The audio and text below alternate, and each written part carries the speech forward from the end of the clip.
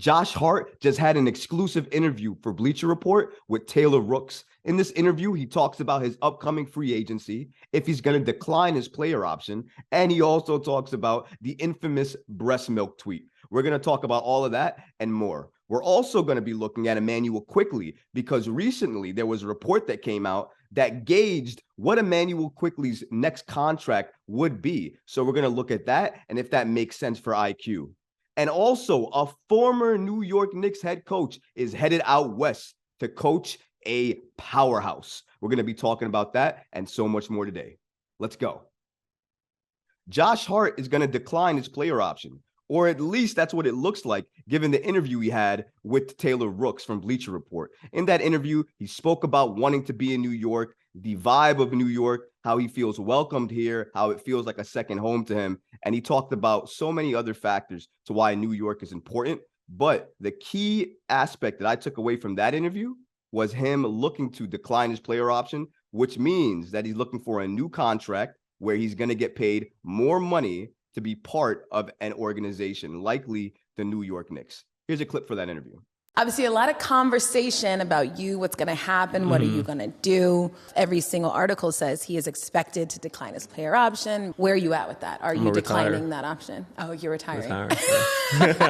We'll probably decline that and do the free agency thing. My first free agency I was restricted and it was ass. I kind of actually cried a little bit. It took like 3 weeks to get it done. I'm like, damn, like, do people want me in the league? Like, I don't think this free agency will go that way. I love New York. I love the team. I love the coaching staff, the front office that we have. I got young guys, draft picks, all those sort of things. So, obviously that would be an ideal place for me to just, re-sign there and do that. Everything's perfect on the court, off the court, with family, being close to home, doing all those kind of things. So, fingers crossed that, when free agency starts, I'll say a deal will get done, hopefully in the first day or two. I would love for that to be home. I would love for that to be home. What a way to end that little part of the segment when he's talking about his player option. Now, as you heard, he didn't guarantee that he was going to decline the player option, but it looks about 90% certain, maybe even more than that he's probably going to decline his player option.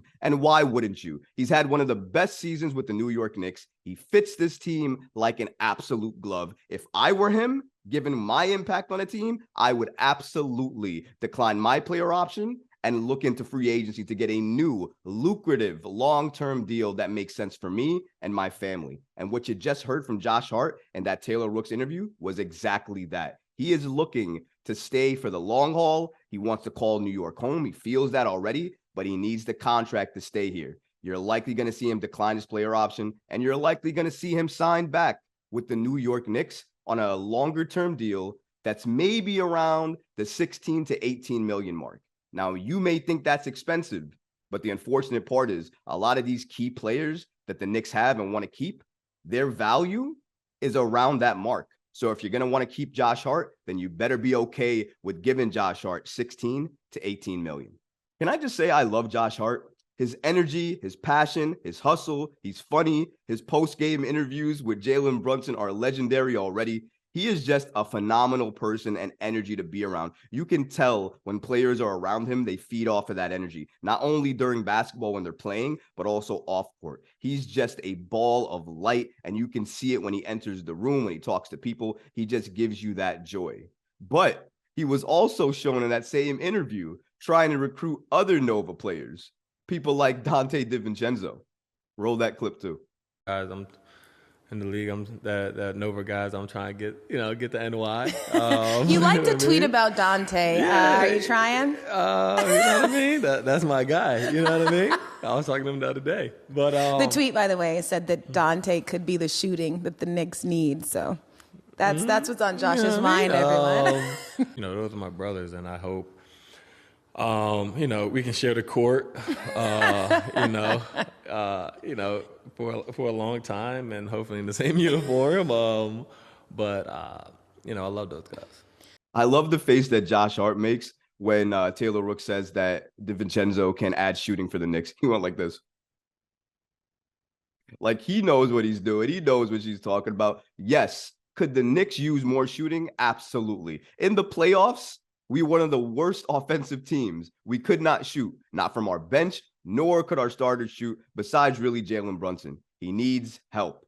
If you're telling me we can get Divincenzo on a cheap deal and add him to the Knicks to come off the bench and add a scoring punch, I am all for it. And hey, another Nova kid, he has connections to Josh Hart and Jalen Brunson. Why not bring him over to the New York Knicks? We already got Hart. We already got Brunson. We're trying to get Mikal Bridges sued, hopefully in a few years. Might as well bring him over to New York and get that whole Nova boys, New York Knicks vibe and mentality going. It would be awesome. Divincenzo is great in terms of his shooting and what he does. So he's definitely an under the radar pickup that I'm definitely looking at because, again, he helps the need that the Knicks have. So would I add Divincenzo? Absolutely. And if Hart wants to make that easier by trying to recruit him, go ahead. I am all for it.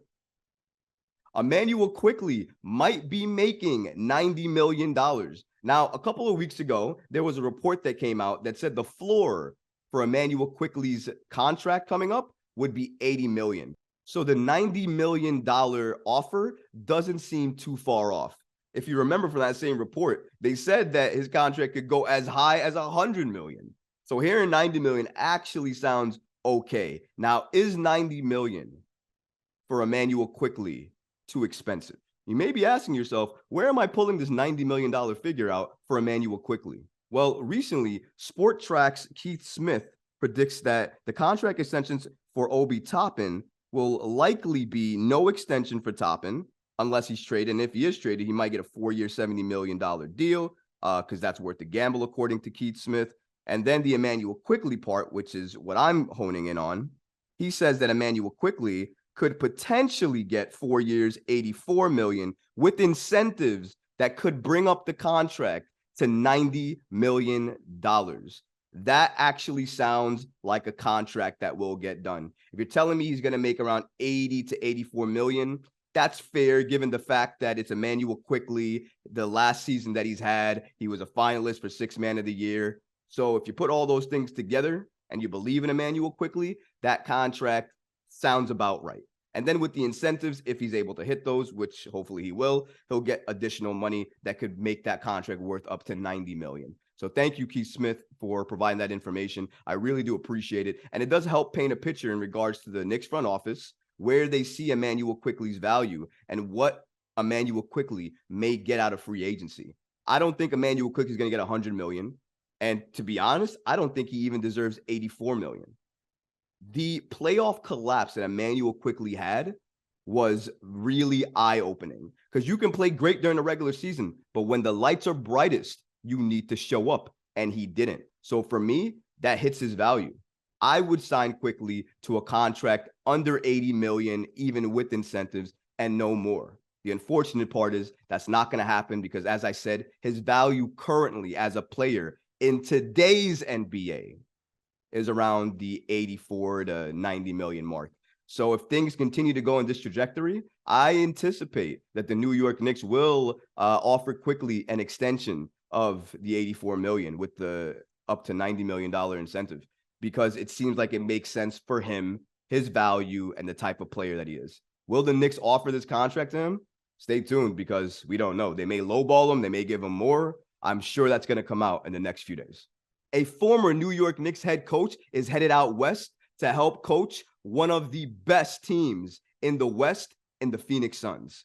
According to Adrian Wojnarowski, the Suns are hiring David Fizdale, former Knicks and Grizzlies head coach, to join Phoenix as an assistant coach.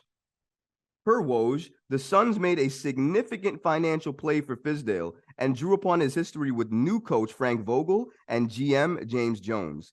Fizdale is a former head coach, as we talked about, with the Knicks and the Grizzlies. Fizdale is a former Knicks and Grizzlies head coach, as we said before. David Fizdale and me, I have a bad taste in my mouth for David Fizdale. And the only reason why is positionless basketball.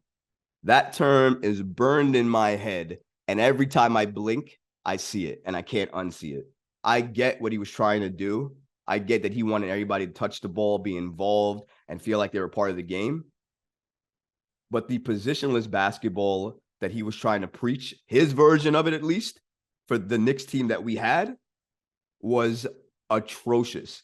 It didn't work. And not only did it not work, it was clear it was not working for games and games and games, but we did not adjust or do anything.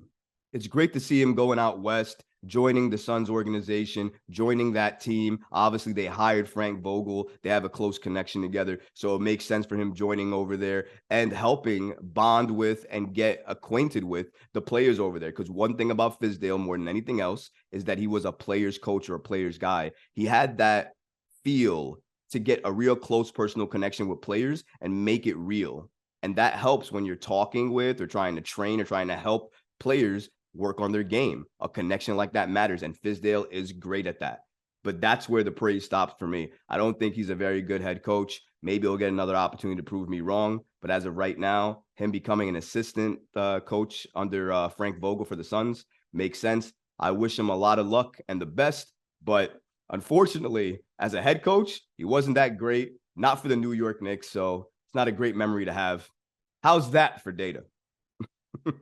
All right, guys, that's going to do it for us here today. If you like what you saw, go ahead and leave a comment below. Smash that like button, and don't forget to subscribe to the channel. Until next time, fans, peace.